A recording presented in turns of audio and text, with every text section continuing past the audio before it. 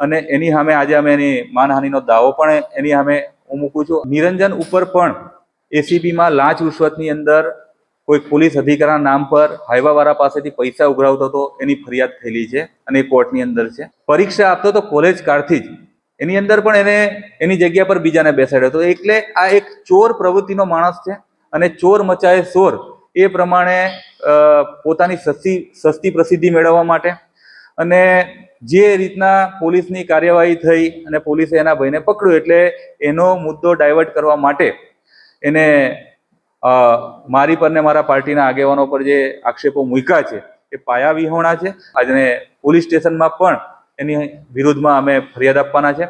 આ શરૂઆતથી જ ભાજપમાં કામ કરતો હતો ત્યારે અનાજ ચોરી કરતા પકડાયો હતો, ત્યારબાદ વીજળી ચોરી કરતા પકડાયો છે, ડિગ્રી પણ ચોરી કરેલી છે એની. એવું કહે છે કે હું મારી પાસે ગ્રેજ્યુએટ થયેલો છું. તો તને બીજા વર્ષની અંદર પરીક્ષા તો આપવા નહીં દીધી, તું ડિગ્રી લાવ્યો કઈ હતી ભાઈ? ને હોય તો તારી ડિગ્રી સાર્વજનિક કર, લોકોને બતાવ.